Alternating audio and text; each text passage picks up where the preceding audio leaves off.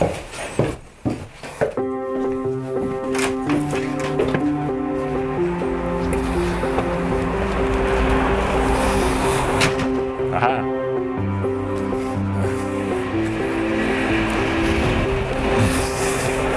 Hi there, how lovely to meet you.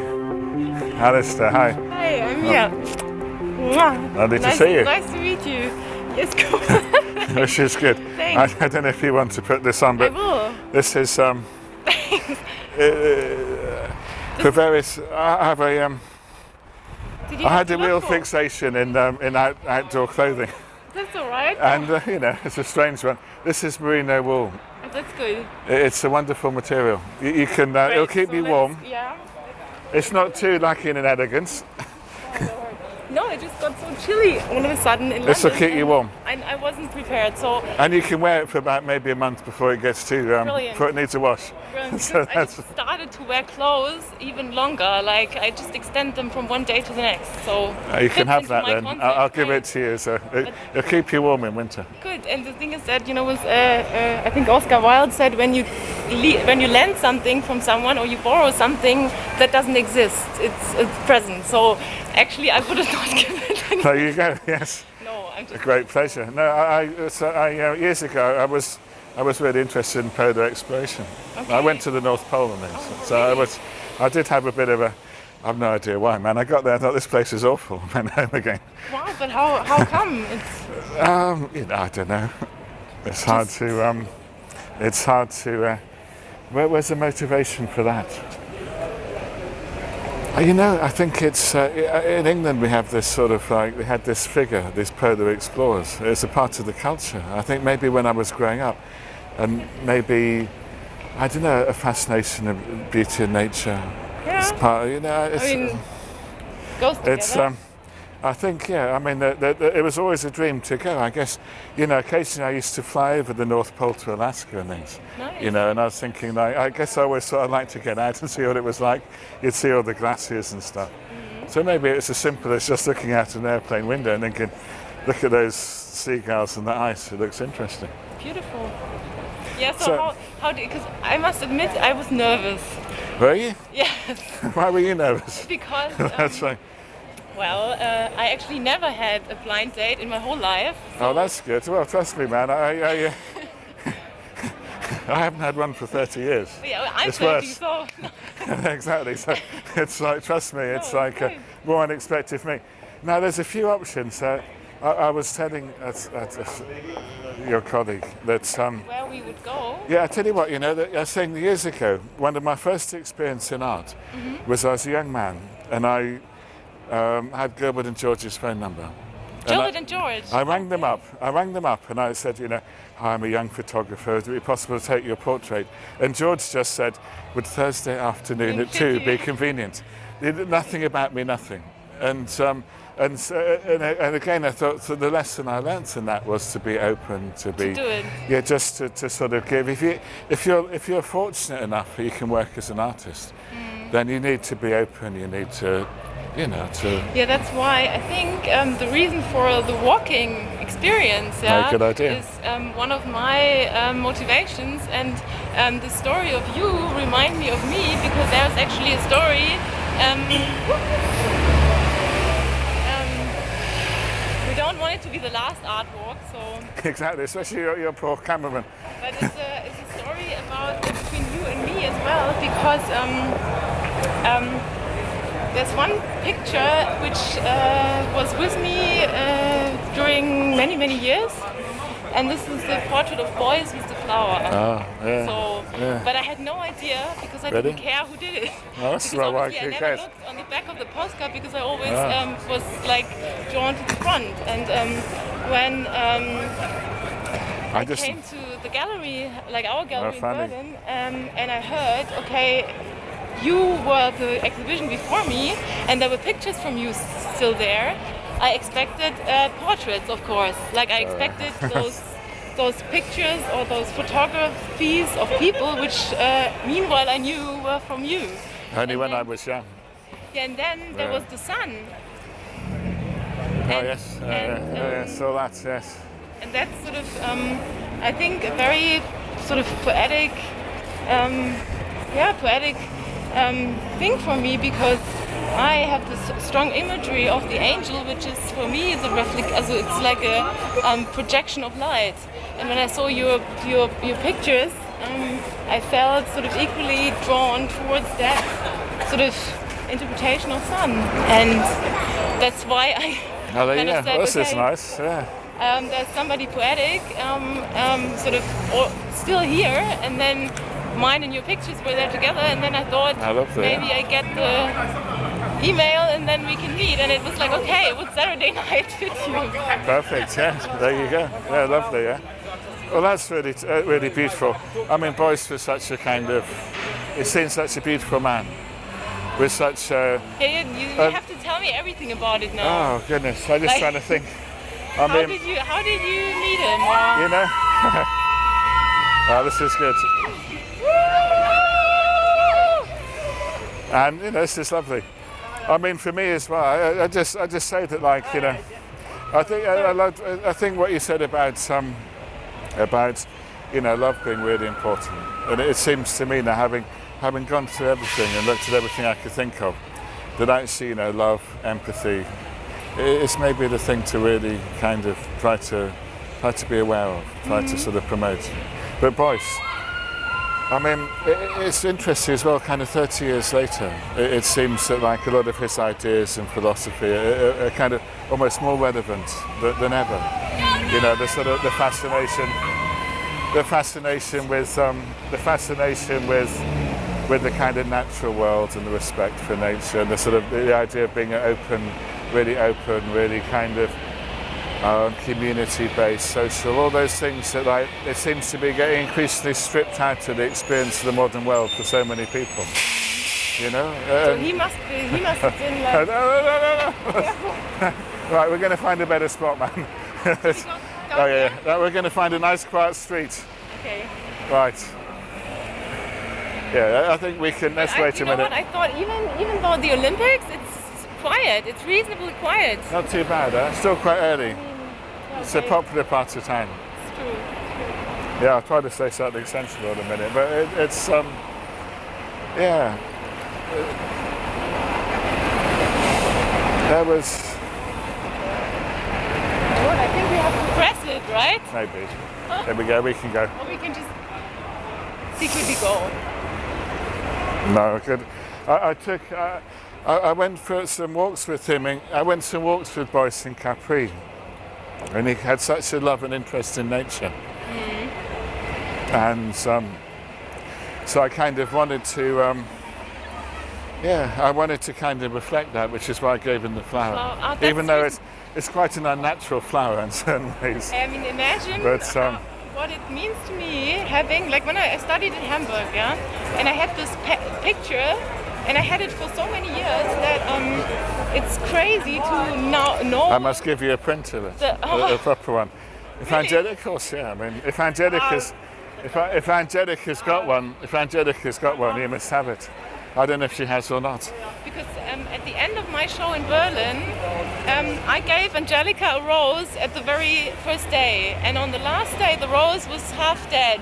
And we took a picture of mine, which I sent you as an homage to Alastair Thain, obviously, who kind of not consciously but subconsciously probably inspired me, because I always thought you have the same. I think correct me if I'm wrong, but I thought this guy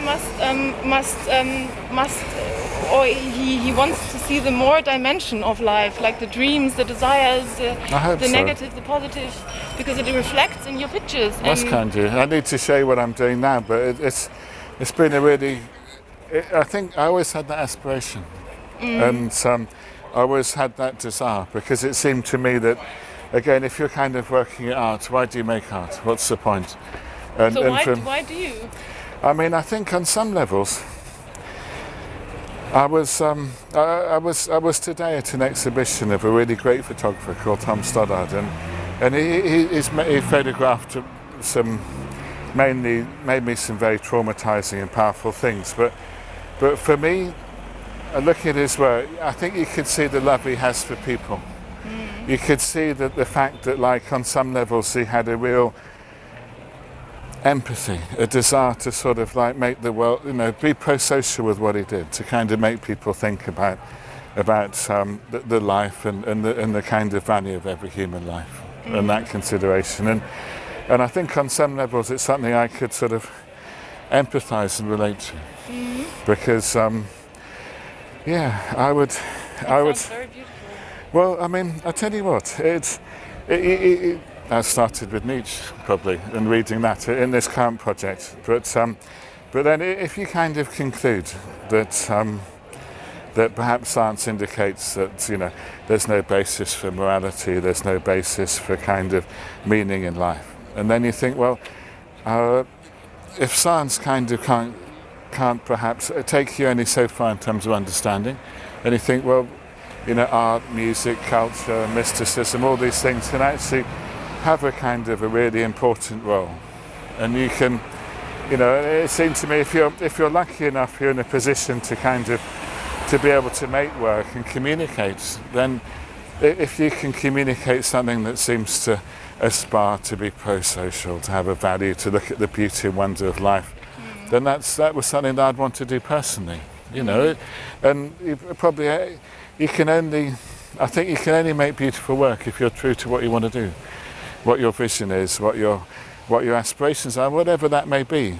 And if you want to make a beautiful ceramic dish, make a beautiful ceramic dish. If you and don't judge. I think that's very important. Yeah, I mean it's crazy to judge, because we're all engaged in this kind of short, beautiful, transient struggle through life. And how do you judge something better than the other? How do you quantify? I think because you mentioned Nietzsche, there's another German author, and his name is Goethe, Right. And he's important for me because he one of his most important sort of sayings is to ask beyond what's given and ask underneath. So it's always about this sort of more dimension, and I think that's why it's interesting if you look at the aspect of light, which sort of I was drawn to when I came into the exhibition, because I saw you capturing the sun in a way I have never seen it before. And for me, light and love, it's the only two things in life. You cannot see them, but you can only see the impact of them. Like they're non-describable and non-showable, because it's a metaphor for whatever you make out of it, and it's the way how you capture it. And so that's why I think it's important that and you have different approaches to it. And it can be through the sun, through actually the opposite, through darkness. It can be through whatever, an angel, something iconic, something which is very near, but it can be something very abstract. And I mean, that's art, yeah? Yeah. So basically, it's what you said, everybody shall do what they want, yeah? In an ideal world, yeah. And that's Kant, actually, don't do anything somebody else is hurt by, because just, that's a pretty good moral rule, isn't it? Yeah, that's the ideal. And I mean, for me, all my work now is trying to, because I've maybe travelled and seen enough, and then I wanted explanation to what I'd seen. And for me, the politics and various other things, it takes you such a short distance, and it seemed to me that if we're really going to understand kind of the human condition, above all else, you have to understand the function of the human mind. And so that's what they said underneath, the structures underneath that are so important, that kind of define so much of life, is what I was really interested in examining now. It's funny that you mentioned the word politics and political, because I found myself, I mean, of course I'm like young and everything, but I found myself more poetical than political, because that's why I built Wings, because I have no more answers to the world. Yeah, I can't tell. Facing all the catastrophes. So much politics is about not examining what's going on, and it really is, unfortunately. And I mean, obviously, you can see political things that are obviously very destructive, but then you have to ask, what are the motivations to the people that are kind of driven to be destructive in the consequence of their politics? And that's maybe the question to ask, not are the politics right, but what's the underlying motivation for people to to have these imperatives of sort of power and control and you know, as you said, very negative things often, oppression. So what was your motivation for becoming a photographer? You know.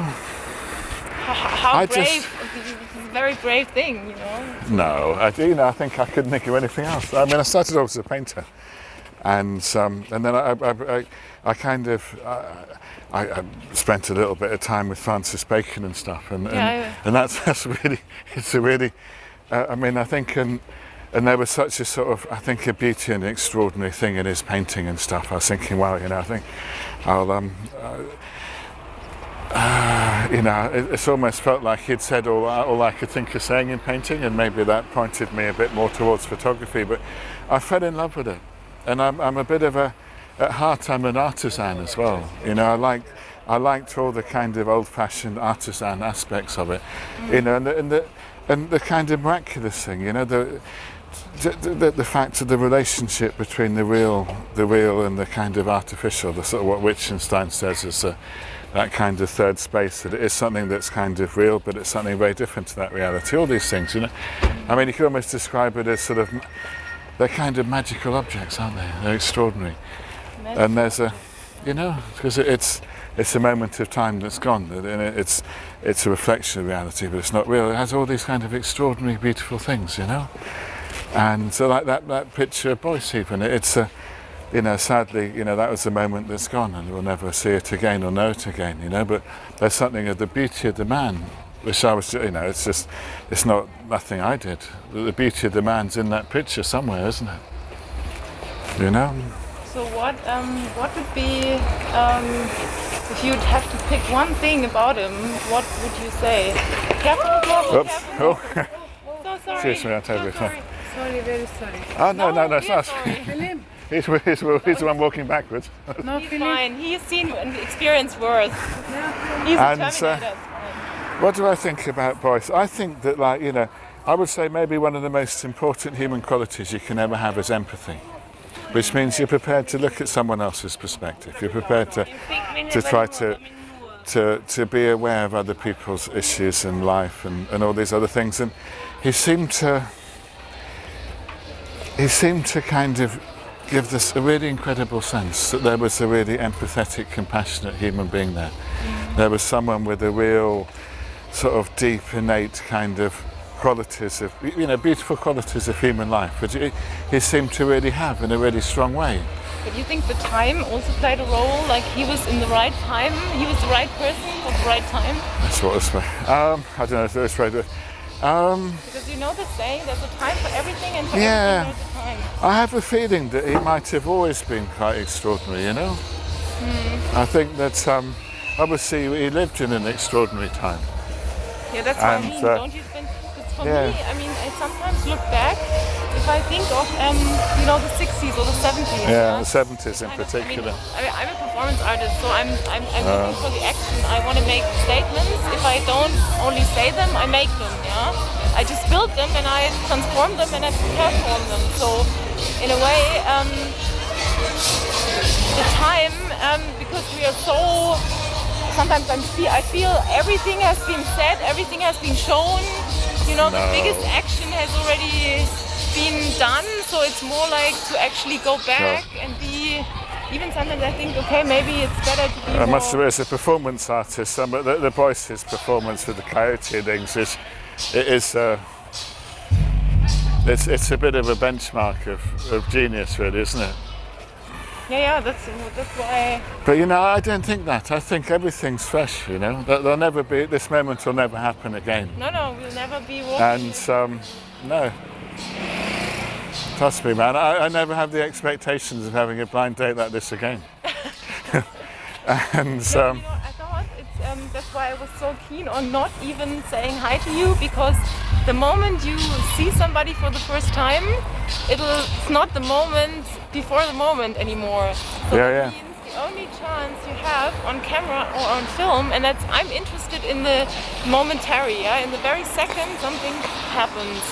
And the moment I perform, I can't capture it. You've lost I think walking's a very beautiful thing, because it's as well, you know, said you engage in the more creative aspects of the brain when you walk in, and you know, again, he said it will strip away some of the sort of artifice and the pretense and the kind of, you know, so no, it makes total sense to me. Yeah? Yeah. No, and I think it's so beautiful because you don't know where you start and you don't know where you end. So it's actually a metaphor for life because, you know, we're born out of that uterus, out of that secure place, and then we come into this chaos. Yes. And at the end, maybe this is paradise and we don't know it. It is paradise. I mean, there's nothing I'm more convinced of than the only paradise we'll ever know is this moment. And you know, for me it's a mystery when, you know, to think that like every second is precious. You know, this is the shortest, fleeting, most beautiful gift, you know, the sort of extraordinary miracle of life. And the fact that we got consciousness, that, you know, an unexplained mystery, and the fact that we, you know, if we're lucky enough to live in the environments we have where, you know, it's not a desperate, brutal struggle for life. You know, we have the freedom to kind of do beautiful things with our consciousness, the freedom to try to be pro-social, the freedom to kind of celebrate life, you know, and if you're not, what a tragedy, man, you know. And Yeah. you know, it's that would be the perfect, but funnily enough, this paradise is now would be a beautiful sort of, it's a beautiful conclusion, yeah, to what we've been saying. But it's one thing, and it's a bit cheesy to ask you, but ask me anything, I don't mind. Okay. Yeah, trust me.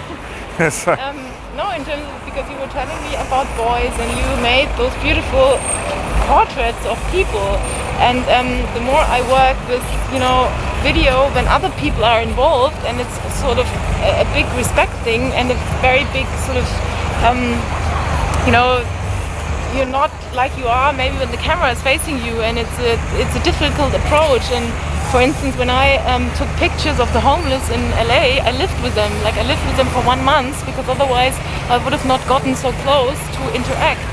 So my thinking was, out of all those people, I mean, you must have taken, I don't know how many pictures in your life of, I don't know how many people, either like so-called famous or so-called important or not, or yeah, I decided that, I mean, one thing I really decided when I was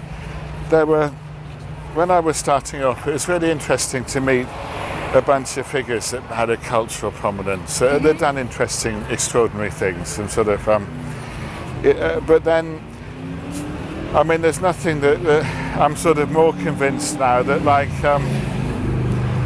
I mean, I kind of stopped photographing the well-known people maybe 15 years ago, and not because I just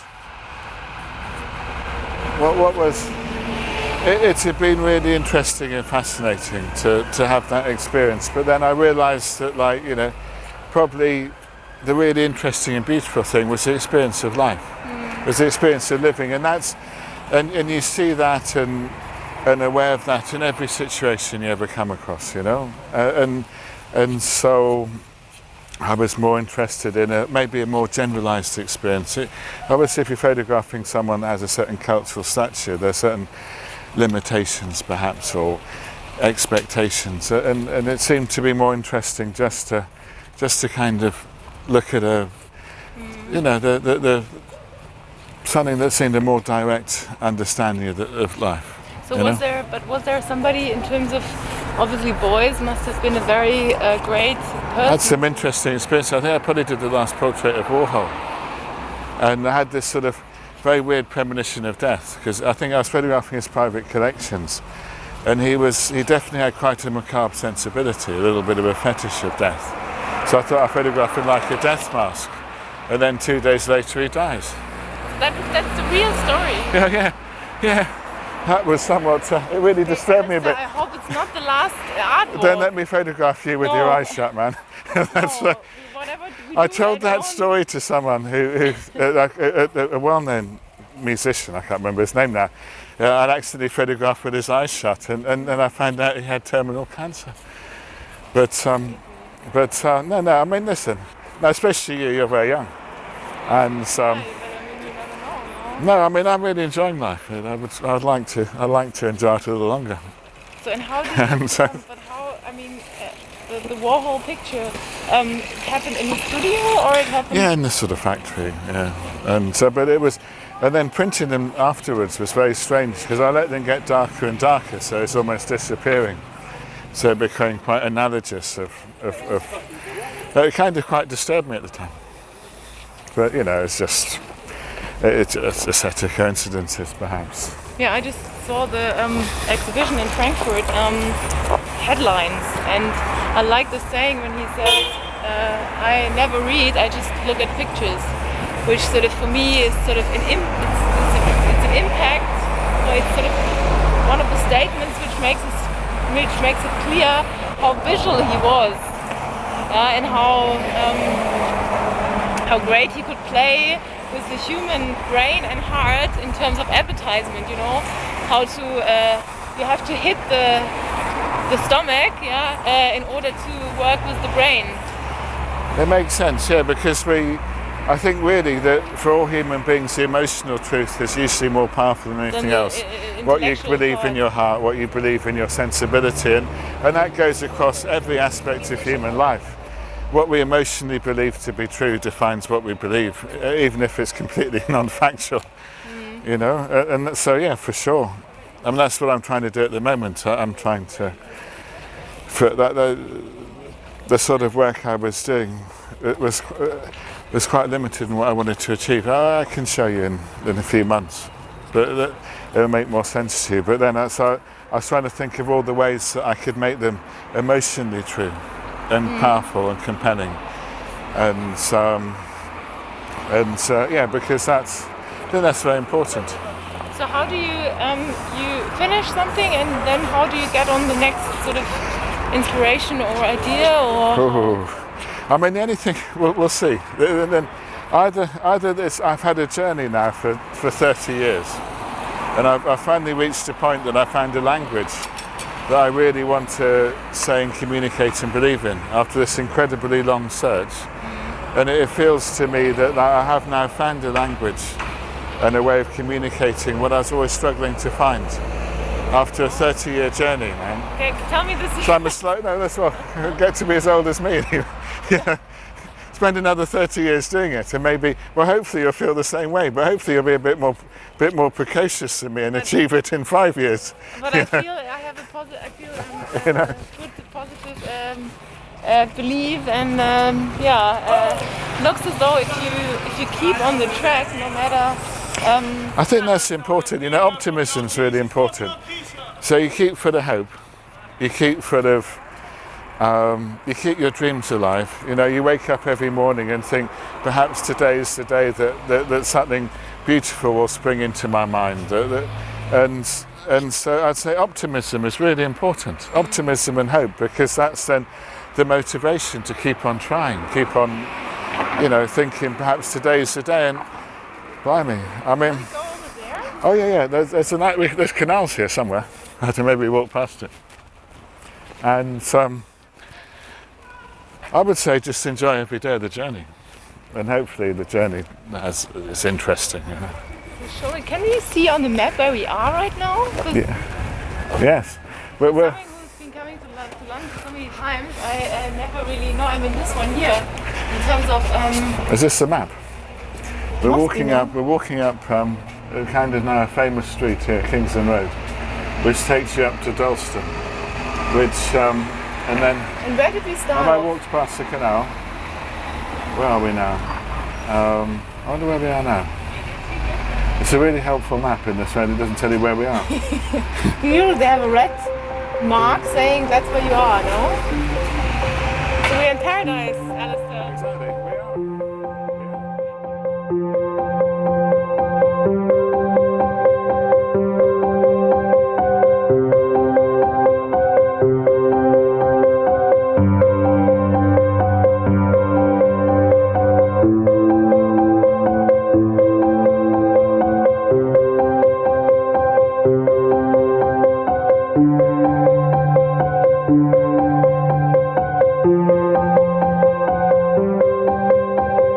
Seriously.